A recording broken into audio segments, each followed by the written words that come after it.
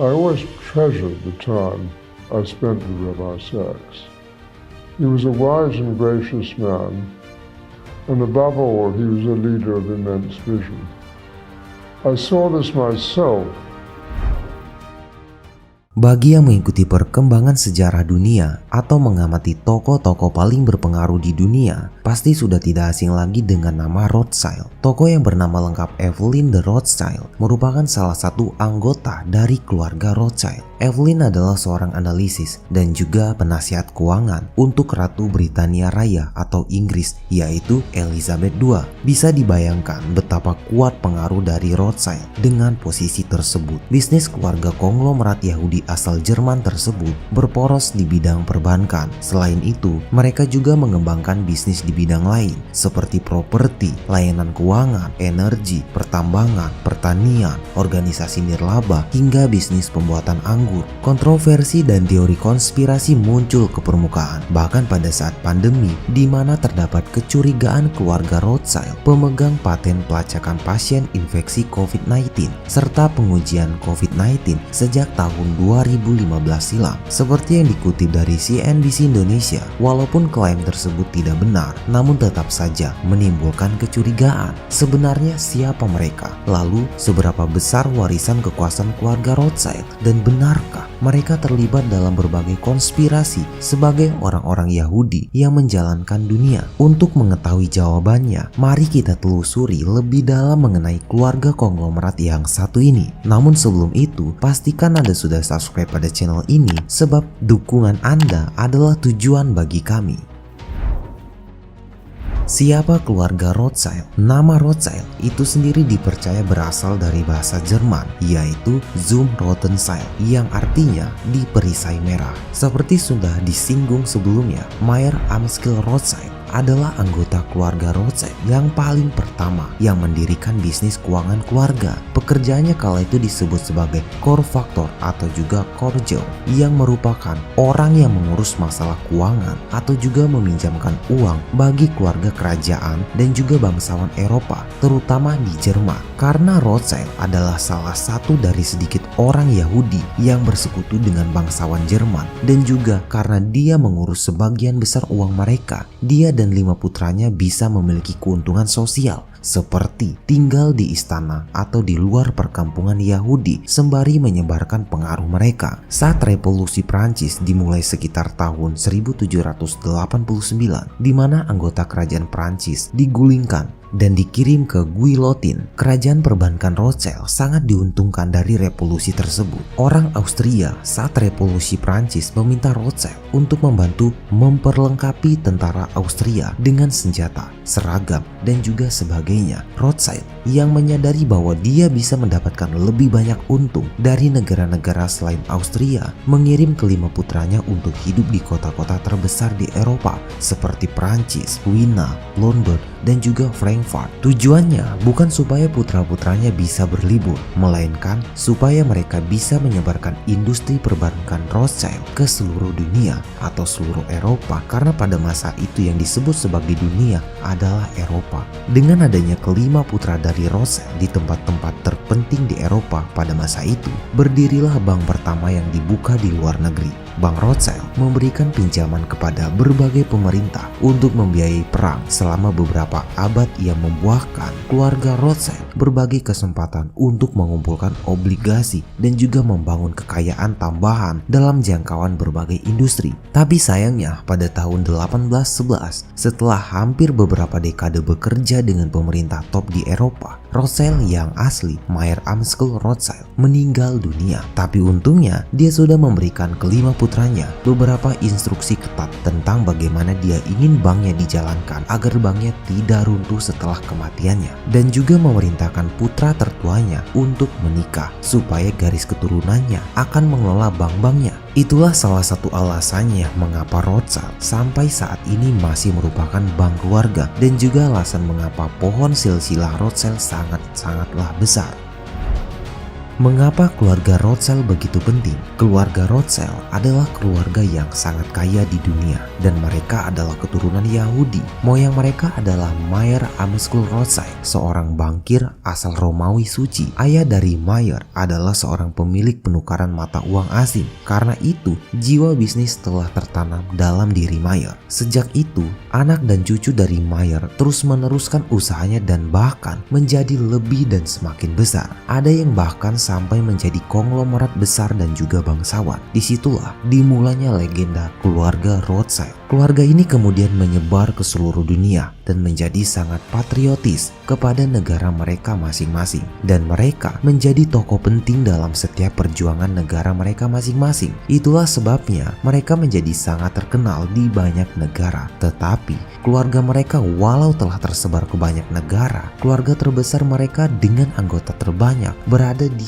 Inggris Raya, Perancis, Italia dan juga Austria. Keluarga Rothschild dari keempat negara itu lebih berpengaruh dari negara lain untuk posisi terhadap pendirian Israel dan Zionisme sendiri. Keluarga ini terbelah. Ada yang mendukung Israel dan Zionisme secara total, ada yang tidak mendukung Israel tapi mendukung Zionisme. Ada yang mendukung Israel tapi tidak mendukung Zionisme. Bahkan ada yang tidak mendukung Zionisme dan Israel sama sekali. Ada yang netral dan ada yang bahkan pro-Palestina. Jadi sebagai keturunan Yahudi, bukan berarti mereka semua mendukung Israel dan Zionisme. Banyak teori konspirasi yang beredar mengenai keluarga ini. Menurut Paul Johnson, setiap cerita konspirasi itu sangat konyol dan semakin didengarkan maka semakin konyol. Bahkan ada yang sampai menulis 1001 kisah konspirasi konyol tentang keluarga Rothschild. Bagaimanapun, ini adalah keluarga yang sangat terkenal di dunia. Bahkan beberapa konglomerat nasional kita punya hubungan erat dengan beberapa anggota mereka.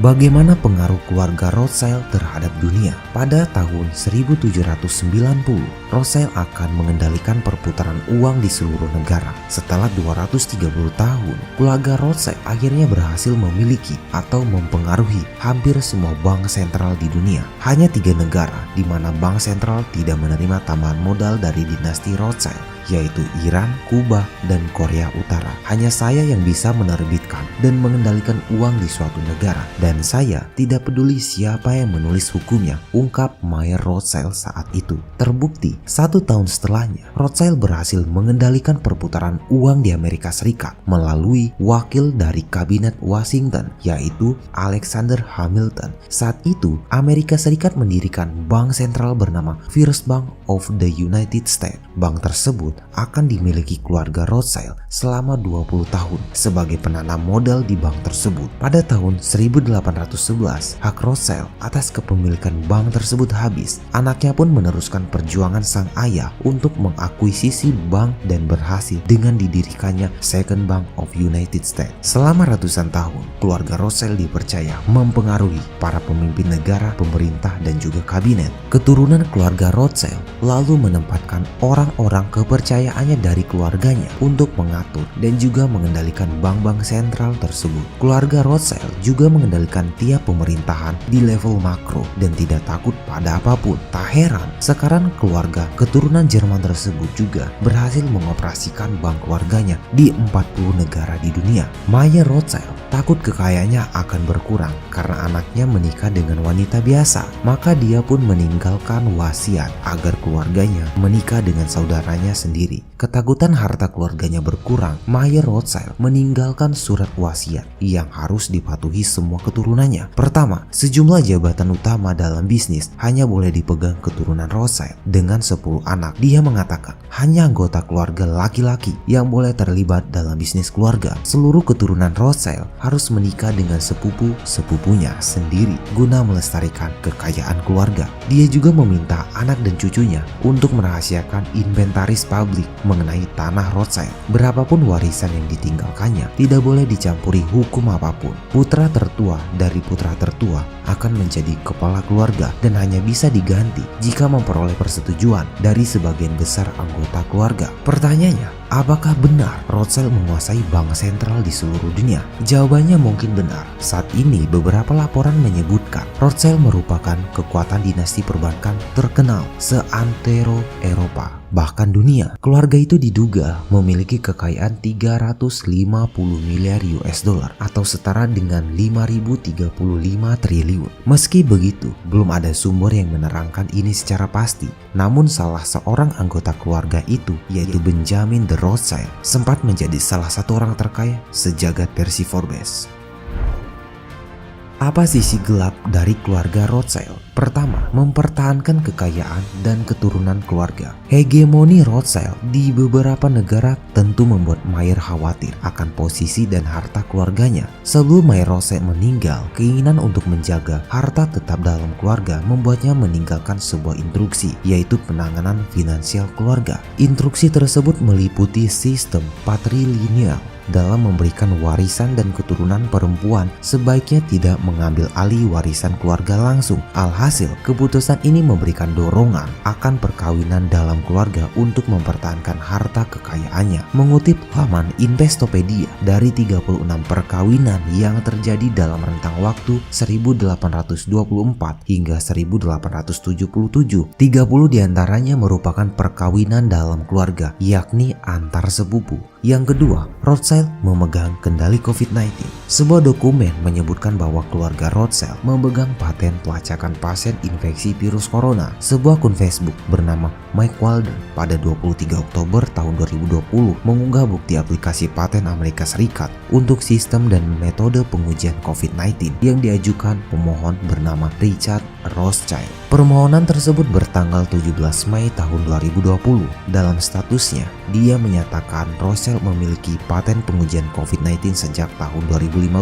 Data itu sendiri diperoleh dengan menunjuk situs web asal Belanda yang menunjukkan paten yang dinamai Sistem dan Metode Pengujian untuk COVID-19. Lebih lanjut, laporan ini juga mengembangkan teori bahwa COVID-19 merupakan rekayasa dari keluarga Rothschild untuk meraup pundi kekayaan. Artikel tersebut mengklaim bahwa tanggal prioritas 2015 adalah bukti bahwa pandemi COVID-19 atau virus corona telah direncanakan. Namun menurut penelusuran yang lebih lanjut, klaim itu disebutkan sebagai palsu karena di tahun 2015 seorang pria bernama Richard Rothschild memang mengajukan sebuah paten, namun bukan untuk pelacakan virus corona. Paten itu digunakan untuk melakukan pelacakan biometrik. Sekian dari saya ucapkan terima kasih dan sampai bertemu pada video selanjutnya.